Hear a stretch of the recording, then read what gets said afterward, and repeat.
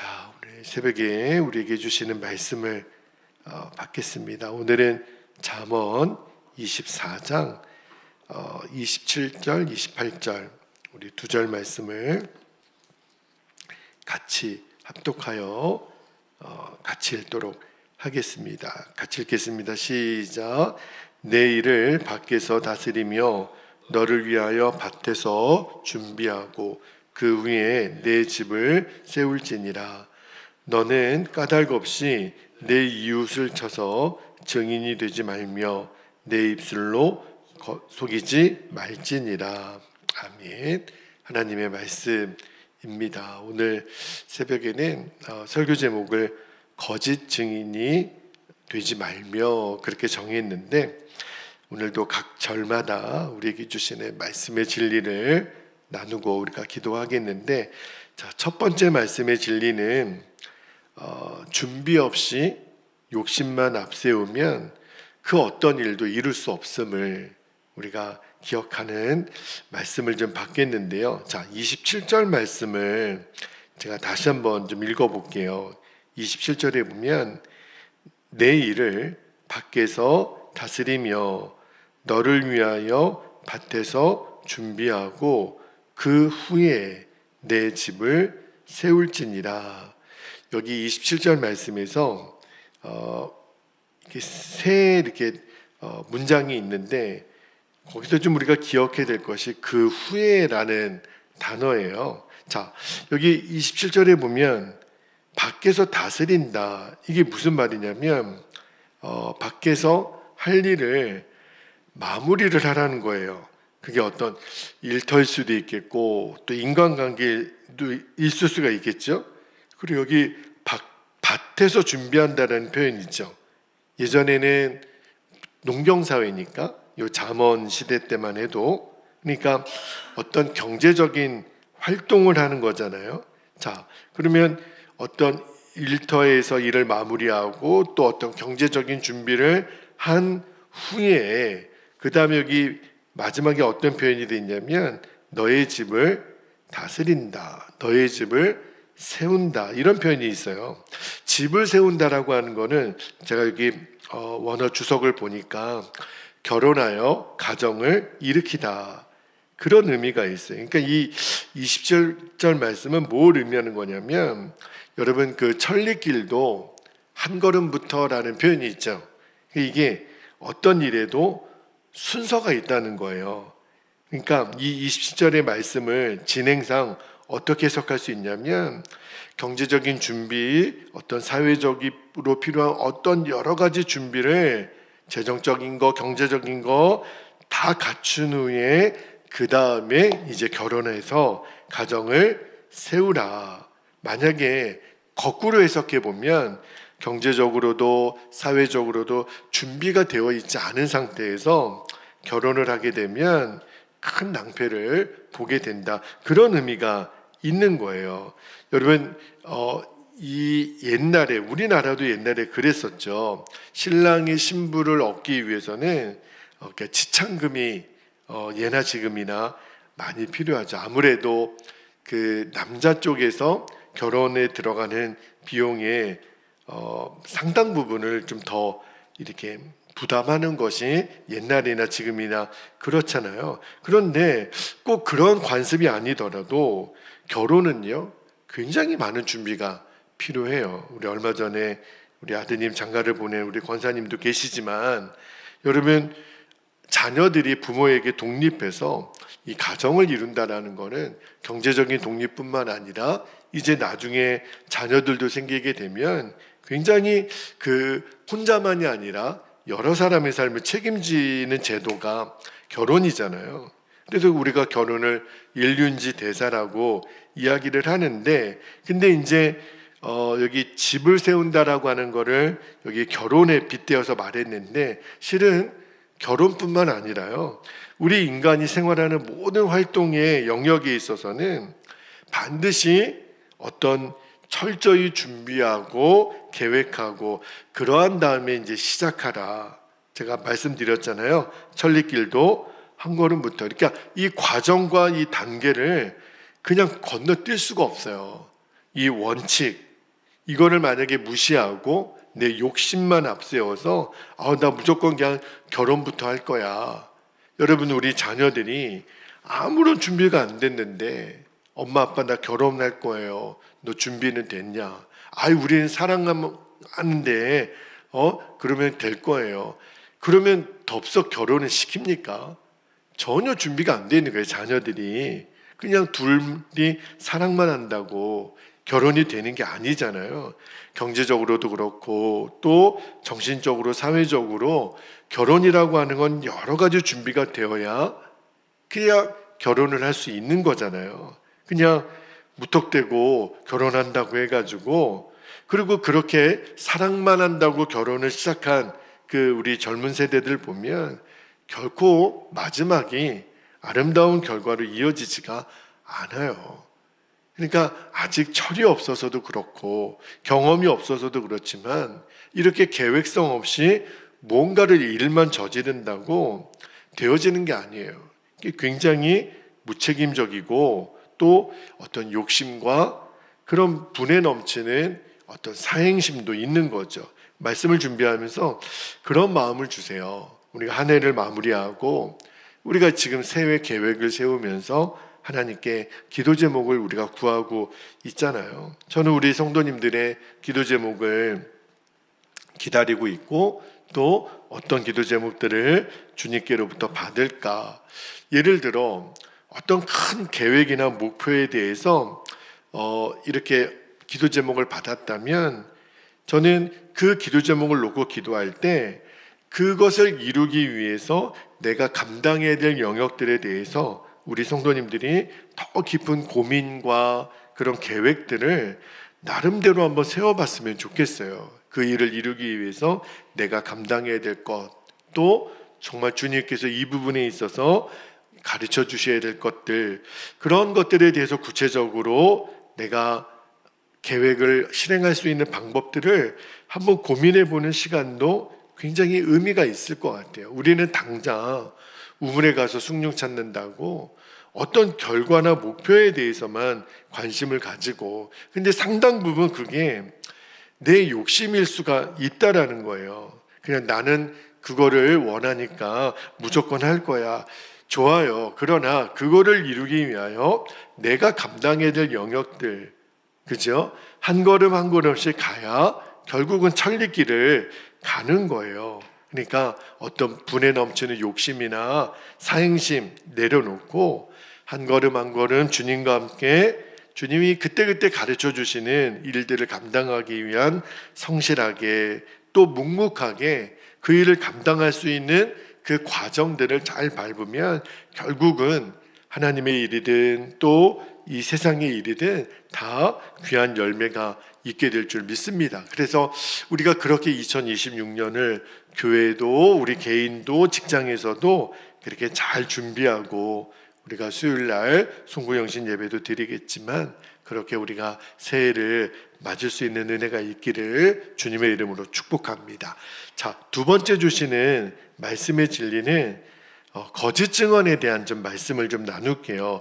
여러분, 거짓 증언은요, 예나 지금이나 도저히 용서받을 수 없는 가장 가증하고 무서운 죄라는 것을 좀 나눌게요. 자, 28절 말씀도 한번 볼게요. 28절에 보면 이렇게 되어 있습니다. 너는 까닭 없이 내 이웃을 쳐서 증인이 되지 말며 내 입술로 속이지 말지니라. 그렇게 되어 있는데 여기 28절 앞부분에 보면 까닭 없이라는 표현이 나오잖아요. 그러니까 이게 무슨 말이냐면 아무런 근거나 이유가 없어요. 정확한 근거가 없어요. 그러니까 이 28절 말씀은 그러니까 재판에서 또는 법정에서 그러니까 상대방을 어떤 해치려는 목적으로 그 사람이 아무런 죄가 없어요. 그런데 어떤 나의 사적인 이해관계 또는 어떤 원한 때문에 그 재판 자리에서 거짓 증언하는 거, 그거를 말하는 거예요. 그러니까 잠언에서 또 많이 강조하는 말씀 중에 하나가 절대로 내 이익을 위해서 거짓 증언을 하지 말라, 그렇게 이야기하는데 성경에서 왜 거짓 증언에 대해서 엄격하게 이렇게 금하고 있냐면, 첫 번째로는 여러분 모세가 하나님으로부터 10가지 계명을 받죠. 그 중에 9번째 계명이 뭐냐면, 자, 출애굽기 20장 16절에 볼게요. 여기 9번째 계명을 이렇게 말씀하십니다. 16절, 내 이웃에 대하여 뭐 하지 말라고요? 거짓 증거하지 말라. 하나님의 계명이에요. 근데 만약에 거짓 증언을 하면 이스라엘 백성들이 반드시 지켜야 될 계명을 어기는 거잖아요. 그리고 또 하나, 왜 거짓 증언해서는 안 되냐면, 여러분 죄 없는 자에게 죄를 덮어 씌우잖아요. 그러면 그 사람은 무고한 그런 피해를 당하게 되는 거예요. 정말 무죄한 자의 피를 흘리게 하는 게 거짓 증언이잖아요. 여러분, 사람이 살인죄가 인간에게서 가장 무서운 죄인데, 왜 그러냐면 하나님의 형상을 닮은 그 사람을 우리가 피를 흘리게 했다. 이거는 굉장히 무서운 죄잖아요. 그런데 하물며 그 사람이 아무런 죄가 없어요. 그런데 그를 피를 흘리게 했다. 그것도 거짓 증언으로. 이거는 하나님 입장에서는 용서가 안 되는 죄라는 거예요. 그래서 그 신명기 19장에 보면 이렇게 무죄한 자의 피를 흘리는 고의적으로 죄를 이렇게 지은 자는 도피성에, 옛날에 어떤 죄라도 도피성에 가면 보호받게 돼 있는데 이 사람은 예외예요. 무죄한 자의 피를 흘린 고의적으로 지은 죄는 도피성에 피해도 그 사람을 끌어내서 죽이라. 그러니까 이 거짓 증언의 죄는 진짜 무서운 죄예요. 그렇죠? 그러니까 뭐 어떤 살인죄에 해당되는, 그렇게 뭐 정말 죽었을 경우는 말할 것도 없고 가벼운 형량이라도 절대로 이 거짓 증언하는 거는 용납이 안 되는 거예요. 또 하나, 여러분 만약에 그 재판 자리에서, 사실은 이 28절 말씀의 배경은 재판 자리에서인데, 여러분 요즘도 3권이 분립이 돼 있어서 행정부가 있고 입법부가 있고 또 사법부가 있는 거잖아요. 그러니까 사법부의 핵심은요, 공정한 거예요. 그리고 그 재판장, 나중에 이제 법원에서 최종 판결을 내리는 그 재판장도 엄밀한 의미에서는 하나님의 권위, 모든 것은 하나님이 판단하시잖아요. 그러니까 하나님이 그 재판장에게 권위를 부여해 준 거거든요. 그런데 그 재판장을 속인다면, 그죠? 거짓 증인으로 내가 안 봤는데 봤다 그러고, 그리고 무고한 사람에게 죄를 뒤집어 씌우면 결국은 그 권위를 임명하신 하나님을 속이는 거예요. 그래서 역대하 19장, 제가 어제 말씀을 준비하다가 역대하 19장의 그 관련 연관 주석이 돼 있어서 찾아보니까 그 여호사밧이 그런 이야기를 해요. 그 재판하는 자들을 부릅니다. 그리고 절대로 공정한 재판을 해야지 거짓 증언하는 것을 받아들여서 무고한 사람의 피를 흘리면 안 된다라고 엄격하게 이야기를 해요. 그 말은 무슨 말이냐면, 재판장을 거짓 증언으로 속인다라는 것은 결국은 하나님을 속이는 무서운 죄라는 거예요. 마지막으로 한 가지만 더 말씀드리면, 이 거짓 증언을 만약에 밥 먹듯이 하게 되면 이 사회 질서는요 완전히 무너집니다. 그 법 체계가 무너지는 거예요. 여러분, 재판에서 이 증언이라는 거, 우리가 보통 증인 뭐 선서하고 뭐 이렇게 미국이나 그런 사회에서는 성경책에 손을 얹고 그 양심 선언을 하잖아요. 절대 위증하는 죄를 얘기하지 않겠다. 일체 내가 거짓을 얘기하면 어떤 벌이라도 받겠다. 이렇게 선서하고 그리고 증인 자리에 앉잖아요.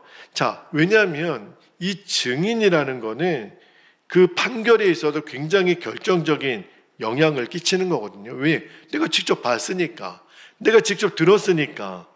근데 만약에 그 사람이 증인 자리에 앉았는데 거짓말을 하는 거예요.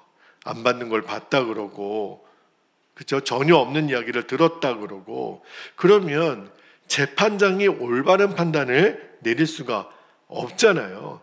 만약에요, 거짓 증언이 채택이 돼서 완전히 원래 내려야 될 판정과 반대로 판정이 내려지게 되면 이거는 완전히 사회가 질서가 무너지는 거예요. 그리고 또 하나, 여러분, 이 재판이라고 하는 거는 사적인 어떤 결정이 아니에요.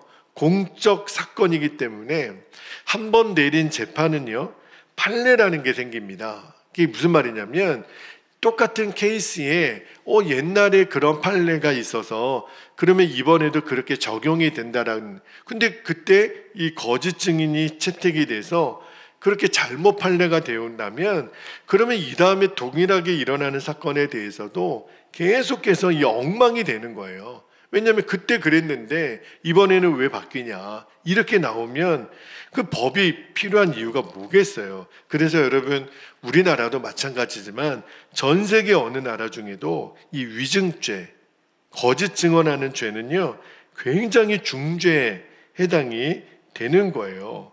그러니까 게다가 어떤 이웃을 해치려는 목적으로 내 어떤 이익관계 때문에 감정을 풀기 위해서 이 공권력을 속이는 게 거짓 증인이잖아요.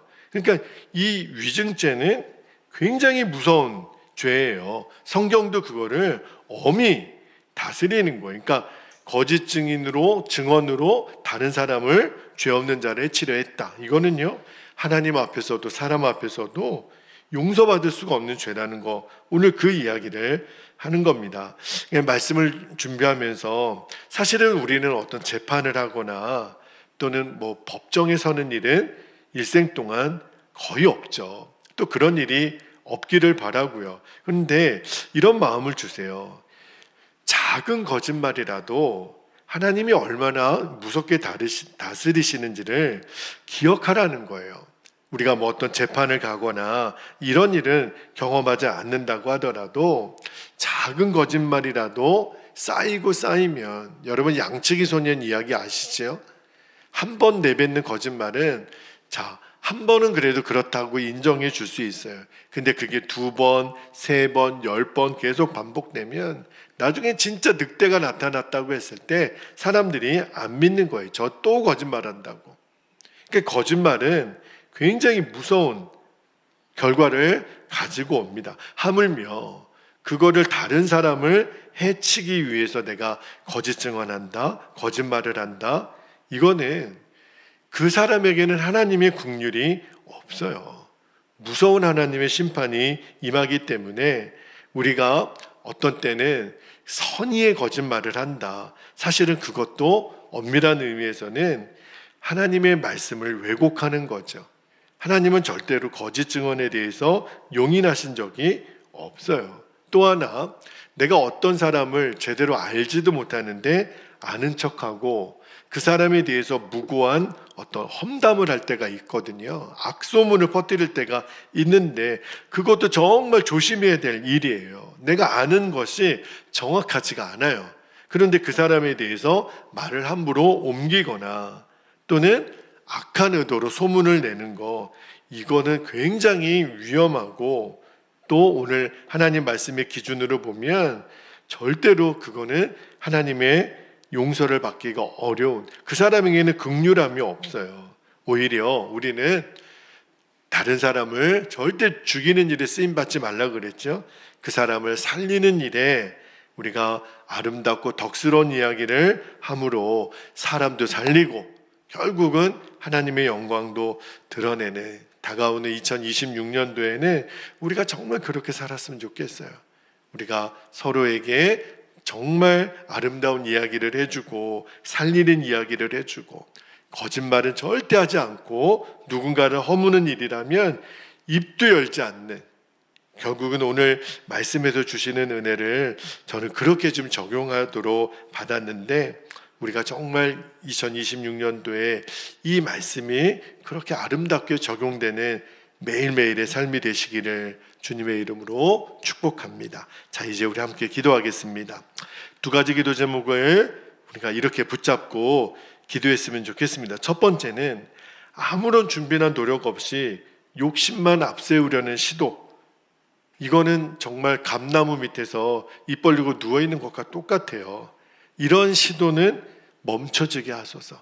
그래서 땀과 피와 눈물을 흘릴 때는 흘릴 줄 알아야 된다라는 거 우리가 기억하고 새해를 맞았으면 좋겠고요. 두 번째는 어떤 일이 있더라도 거짓 증언하는 일은 있어서는 안 되겠습니다. 그리고 우리는 오직 사람을 살리는 데만 쓰임받게 하옵소서. 우리가 이 두 가지 기도 제목을 붙잡고 이 시간 주님의 이름을 간절히 부르고 통성으로 기도하겠습니다. 주여